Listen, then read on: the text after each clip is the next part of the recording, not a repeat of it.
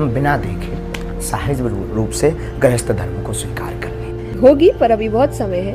क्या बागेश्वर धाम सरकार चढ़ने वाले घोड़े जया किशोरी बन जाएंगी बागेश्वर बाबा की दुल्हन?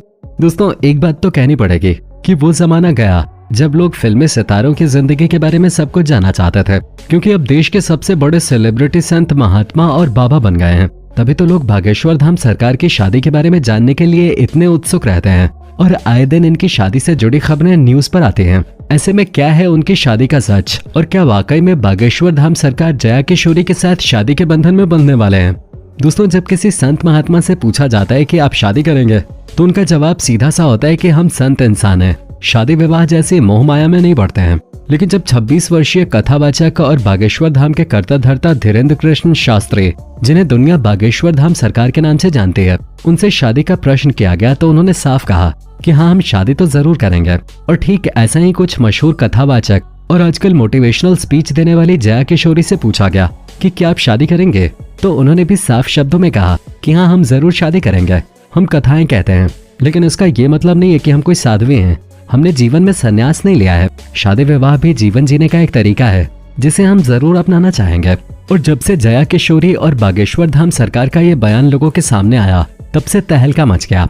हर कोई बस यही जानने को बेताब है कि क्या अब ये दो नौजवान और खूबसूरत कथावाचक साथ मिलकर कथा करने वाले हैं, यानी कि क्या इनकी शादी हो जाएगी, जिसके बारे में कई सारी बातें होने लगी। और हमें पूरा विश्वास है कि आप भी सवाल का जवाब जानने की कोशिश कर रहे होंगे, क्योंकि ये दोनों ही कथावाचक बहुत ही सुंदर नैन नक्श के हैं और दोनों जवान भी दिखते हैं। और जिस हिसाब से संत महात्मा अपने गुणगान करते हैं और लोगों को भ्रमित करते हैं, उस तरह का कोई भी काम नहीं बागेश्वर धाम सरकार जी करते हैं और नहीं जया किशोरी करती हैं। दोनों ही अपनी कथाओं से लोगों को भक्ति मार्ग सिखाते हैं। ऐसे में अगर इन दोनों की शादी हो जाए तो इससे अच्छा कुछ नहीं हो सकता। लेकिन दोस्तों, अफसोस की बात तो ये है कि ऐसा कुछ भी नहीं हो रहा है। जी हाँ, अभी फिलहाल के लिए तो ऐसी कोई भी प्लानिंग नहीं हो रही है, क्योंकि जब बागेश्वर धाम सरकार जी से इंटरव्यू के दौरान पूछा गया कि क्या आप जया किशोरी जी से शादी करने वाले हैं, तो उन्होंने साफ कहा कि हमारे मन में ऐसी कोई भी बात नहीं है और न ही हम लव मैरिज जैसी चीजों पर विश्वास करते हैं।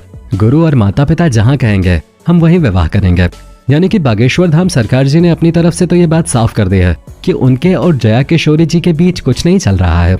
लेकिन इनके रिश्ते को लेकर अफवाहों का बाजार अभी भी गर्म है, और उसकी सबसे बड़ी वजह बागेश्वर धाम सरकार का अनोखा अंदाज है। क्योंकि जिस अंदाज में अपनी कथाएं करते हैं और अपने चमत्कारों से लोगों को हैरान करके रख देते हैं, वैसा आज तक कोई भी नहीं कर पाया है, वो भी इतनी छोटी सी उम्र में।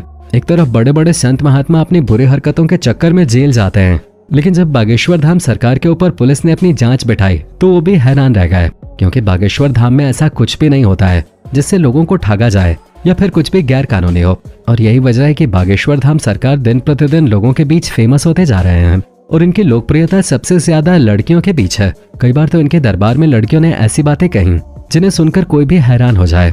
एक महिला ने तो इन्हें बाबू तक कह दिया था। अब कल्पना कीजिए कि बागेश्वर धाम सरकार की जगह कोई और होता तो पक्का वो उस महिला को बाद में अपने पास बुलाता, और उसके बाद का सारा कार्यक्रम तो आप जानते ही हैं कि क्या होता है। लेकिन बागेश्वर बाबा ऐसे नहीं है।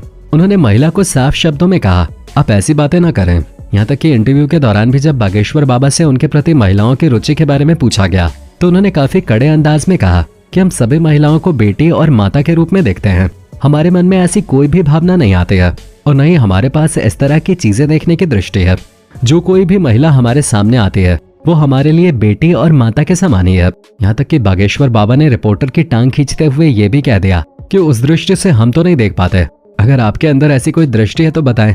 इस बात को सुनकर रिपोर्टर भी दंग रह गया, और जिस किसी ने भी ये इंटरव्यू देखा वो समझ गया कि बागेश्वर बाबा सच में संत आदमी हैं, जो किसी भी प्रकार का छलावा नहीं करते हैं और न ही लोगों को गलत ज्ञान देते हैं। लेकिन फिर भी कई सारे लोग ऐसे हैं जिन्हें बागेश्वर बाबा के ऊपर शक होता है और वो जानना चाहते हैं कि बाबा आखिर कैसे लोगों के मन की बात बिना कहे जान लेते हैं। इसी बारे में इंटरव्यू के दौरान जब रिपोर्टर ने पूछा कि आपको लोगों के मन की बात कैसे पता चलती है, तो बागेश्वर बाबा ने कहा कि ये सब कुछ गुरु की कृपा दृष्टि की वजह से होता है। वो अपने आप कुछ भी नहीं करते, ये सब कुछ बालाजी महाराज की कृपा से होता है। असल में दोस्तों, धीरेन्द्र कृष्ण शास्त्री हनुमान जी के बहुत बड़े भक्त हैं। इतने बड़े कि जब इनकी उम्र मात्र 12 वर्ष की थे, ये तभी से हनुमान जी की तपस्या में लीन है और दिन भर अपने दादाजी से रामायण का पाठ सुनते थे, क्योंकि इनके दादाजी भी पहले दरबार लगाकर लोगों के कष्टों का निवारण करते थे। और उन्हीं के साथ रहकर धीरेन्द्र कृष्ण शास्त्री ने भी हनुमान जी की परम भक्ति सीख ली। इनका ध्यान पढ़ाई में कम और हनुमान जी की भक्ति में ज्यादा लगा रहता था। एक वक्त आया कि जब इनके दादाजी की मृत्यु हो गई, जिसके बाद से ये बालाजी महाराज की भक्ति में और भी ज्यादा लीन हो गए। धीरे धीरे इन्हें अपने अंदर कुछ अदृश्य शक्तियों का एहसास होने लगा, जहाँ ये लोगों के मन की बात बिना कहे ही जान जाते थे और लोगों के कष्टों का निवारण भी बताने लगे। धीरे धीरे जब लोगों को फायदा हुआ तो आसपास के लोगों ने धीरेन्द्र शास्त्री से अपना दरबार लगाने के लिए कहा। छोटी सी उम्र में इतनी बड़ी जिम्मेदारी उठाने से शास्त्री जी को काफी डर लग रहा था, लेकिन फिर उन्हें एहसास हुआ कि उनके गुरुदेव ये चाहते हैं कि वो लोगों की मदद करें, जिसके बाद से ही उन्होंने अपना दरबार सजाना शुरू कर दिया। मंगलवार और शनिवार को खास तौर पर इनके दरबार में लोग आते हैं और अपनी अर्जी लगाते हैं। जिस किसी की भी अर्जी लगती है, धीरेन्द्र कृष्ण शास्त्री उसे अपने पास बुलाते हैं और उसके बारे में पहले से ही एक पर्चे में लिख देते हैं। जब वो शख्स अपने कष्टों को बताता है तो बागेश्वर धाम सरकार लोगों के सामने अपना लिखा हुआ पर्चा दिखाते हैं, जिसमें उन्होंने पहले से ही उनके दुख तकलीफों के बारे में लिख रखा था। यानी कि इंसान के बोले बिना ही ये उसकी तकलीफों के बारे में जान जाते हैं और फिर बागेश्वर धाम सरकार उसके कष्टों के ठीक होने का आशीर्वाद देते हैं। लेकिन बागेश्वर धाम सरकार के पास अर्जी लगाना इतना भी आसान नहीं होता है। कुछ लोगों का नंबर आता है तो कुछ लोगों का नहीं आता है, लेकिन जिन लोगों का नंबर नहीं आता है वो भी बाबा की कथाएं सुनकर पूरी तरह से संतुष्ट हो जाते हैं। भजन कीर्तन और कथा के माध्यम से बागेश्वर बाबा लोगों के बीच ईश्वर के प्रति भक्ति को जागृत रखना चाहते हैं। इन सब के बावजूद भी बागेश्वर बाबा किसी न किसी कारण से कंट्रोवर्सी का हिस्सा बनी जाते हैं। कभी जया किशोरी के साथ इनकी शादी को लेकर चर्चाएं होती हैं, तो कई बार ये हिंदू विरोधी लोगों के ऊपर अपने बयान को लेकर चर्चा में आ जाते हैं। जी हाँ, एक बार बागेश्वर बाबा ने ये कह दिया था कि जो कोई भी ईश्वर के ऊपर पत्थर फेंकेगा हम उसके ऊपर बुलडोजर चलवा देंगे। धीरेन्द्र कृष्ण शास्त्री के इस बयान पर काफी ज्यादा चर्चाएं हुई थी और लोग इन्हें काफी ट्रोल भी कर रहे थे और कुछ लोग इनकी प्रशंसा करते नहीं थक रहे थे।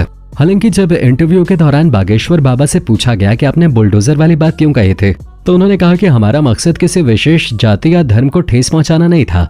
हमारा सीधा सा कहना था कि भगवान राम हमारे माई बाप हैं और उनके मंदिर पे जो कोई भी पत्थर फेंकेगा, फिर चाहे वो हिंदू हो, मुस्लिम हो, सिख हो, ईसाई हो या फिर किसी और ही धर्म का क्यों ना हो, उसके ऊपर भी बुलडोजर चल जाएंगे।